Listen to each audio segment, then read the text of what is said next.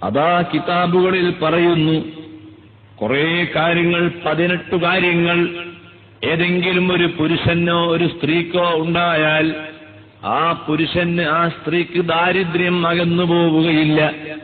ദാരിദ്ര്യം എന്ന സാധനം വലിയ അപകടമാണ്. ഫഖർ വന്നാൽ അപകടമാണ്. ഫഖർ വന്നാൽ ചിലപ്പോൾ അള്ളാഹുവിനെ പോലും തള്ളിപ്പോകും.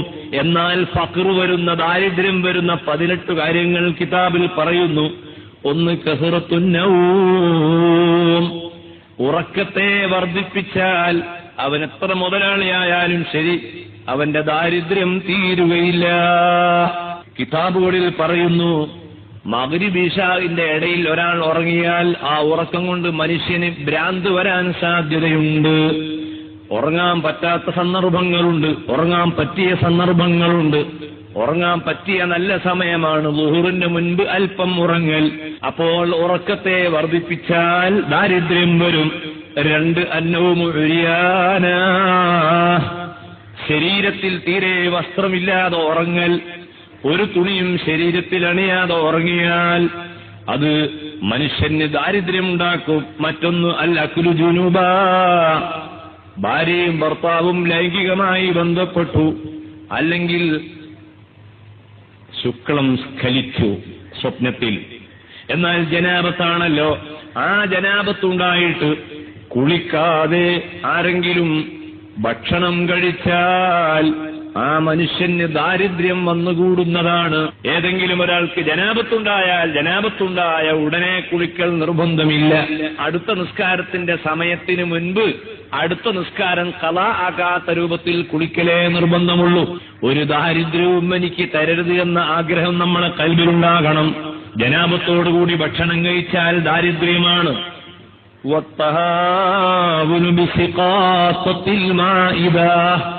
സുപ്രയിൽ നിന്ന് സുപ്രയിലേക്ക് വീണ, തീന്മേശയിലേക്ക് വീണ ഭക്ഷണത്തിന്റെ അവശിഷ്ടങ്ങൾ അത് യാതൊരു ചിന്തയുമില്ലാതെ ഓവുചാലിലേക്ക് തള്ളിയാൽ ആ മനുഷ്യന്റെ ജീവിതത്തിൽ നിന്ന് ദാരിദ്ര്യം നീങ്ങിപ്പോവുകയില്ല.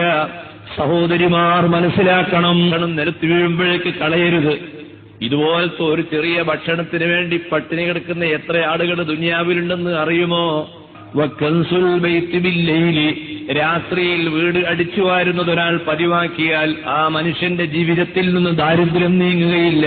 അതേസമയം വേസ്റ്റുകൾ, ക്യാന്റീനുകളും മറ്റും, രാത്രിയിൽ തന്നെ വൃത്തികേടായ ക്യാന്റീനുകളും പരിസരങ്ങളും അത് ശുദ്ധിയാക്കേണ്ടതുണ്ടോ? ഇല്ലേ? തർക്കുൽ ഖുമാമത്തി ഫിൽ ബൈത്തി, മാലിന്യങ്ങൾ ഒരു റൂമിലും രാത്രിയിൽ നിർത്തിക്കളയരുത്, അത് എടുത്തു മാറ്റണം. അത് വേറെ ഹദീസിൽ വന്നിട്ടുണ്ട്. പാത്രം കഴുകാതെ ഇടരുത്. രാത്രി ഭക്ഷണം കഴിച്ച പാത്രങ്ങളെല്ലാം കൂടി കിച്ചന്റെ ഭാഗത്ത് ചില സ്ത്രീകളോടെ മാറ്റും, രാവിലെ എല്ലാം കൂടി കഴുകുക പാടില്ല.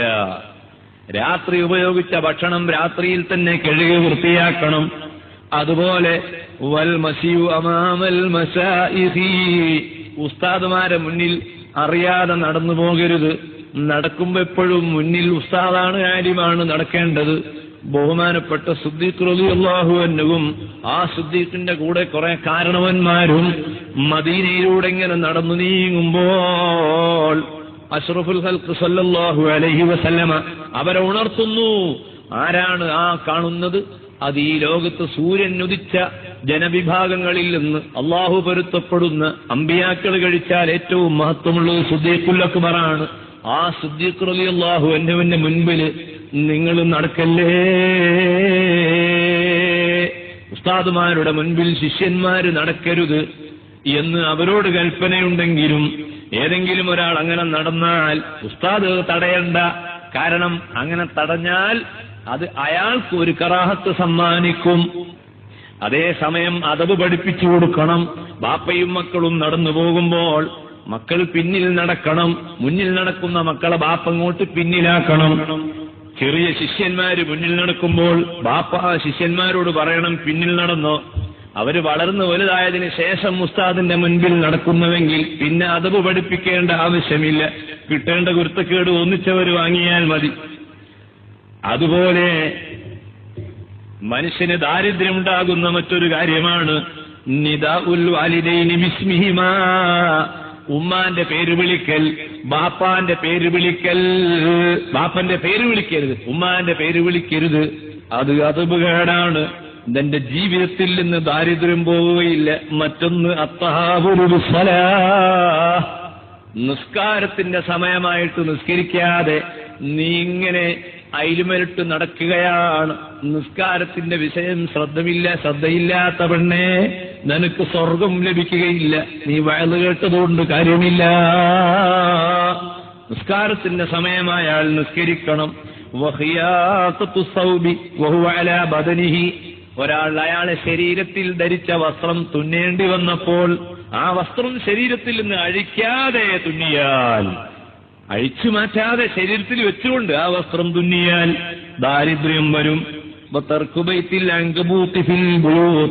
വീട്ടിന്റെ ഉള്ളിൽ ചിലന്തിയുടെ വല, മാറാല റൂമുകളിലും അവിടെയും ഇവിടെയും കെട്ടിക്കിടക്കുന്നു. അതോടനെ നീക്കം ചെയ്യണം, അല്ലെങ്കിൽ ആ വീട്ടിൽ നിന്ന് ദാരിദ്ര്യം പോവുകയില്ല. വഇസ്റാഉൽ ഖുറൂജി മിനൽ മസ്ജിദി, പള്ളിയിൽ പോയ ഉടനെ ആ പള്ളിയിൽ നിന്ന് ഉടനെ ഓടിക്കളഞ്ഞാൽ ആ മനുഷ്യനും ദാരിദ്ര്യം വന്നു ചേരുന്നതാണ്. പള്ളിയിൽ നിന്ന് വേഗം പോകരുത്. പള്ളിയിൽ നിന്ന് പോകുന്ന സമയത്ത് പടച്ച റബ്ബിനോട് പറയണം, അല്ലാ എനിക്ക് പള്ളിയോട് വലിയ ഇഷ്ടമാണ്, പക്ഷേ ഒരു അത്യാവശ്യമുള്ളത് കൊണ്ട് ഞാൻ പോവുകയാണ് എന്ന് പറഞ്ഞുകൊണ്ടല്ലാതെ നീ പള്ളിയിൽ നിന്ന് പോകരുത്. ഞാൻ പള്ളിയിൽ വന്ന് കുടുങ്ങിയതാണ് എന്ന അർത്ഥത്തിൽ പള്ളിയിൽ നിന്ന് എഴുന്നേറ്റ് പോയാൽ ആ മനുഷ്യൻ ഫക്കീറായി ജീവിക്കേണ്ടി വരും. അവന്റെ ജീവിതത്തിൽ അവന് ഉയർച്ച ഉണ്ടാവുകയില്ല. അതുപോലെ അങ്ങാടികളിലേക്ക് നേരത്തെ പോവുക. അങ്ങനെ പോകുന്ന മനുഷ്യനും അള്ളാഹുവിന്റെ പരീക്ഷണങ്ങൾ അനുഭവിക്കേണ്ടി വരും. കഴുകേണ്ട പാത്രങ്ങൾ കഴുകാതെ ഇട്ടേച്ചാൽ മനുഷ്യ നിന്റെ ജീവിതത്തിൽ ദാരിദ്ര്യം വരും. 16ാമത്തെ കാര്യം ഇരുന്നു കൊണ്ട് തലപ്പാവ് അണിഞ്ഞാൽ. 17ാമത്തെ കാര്യം വൽബുഹുലു, കൊടുക്കേണ്ട സാധനം കൊടുക്കേണ്ട സമയത്ത് കൊടുക്കാതിരുന്നാൽ. 18ാമത്തെ വിഷയം ഉമ്മക്കും ബാപ്പക്കും വേണ്ടി നീ ദുആ ചെയ്യാതിരുന്നാൽ നിന്റെ ജീവിതത്തിൽ നീ എന്നും ഫഖീറായിരിക്കും. അപ്പൊ ജീവിതത്തിൽ ഫഖീറാവാതിരിക്കാനുള്ള മരുന്നുകളിൽ 18ാമത്തെ വളരെ പ്രധാനപ്പെട്ട ഒന്നാണ് തർക്ക്. ഏത്? ആ മാതാപിതാക്കൾക്ക് വേണ്ടി ദുആ ചെയ്യൽ.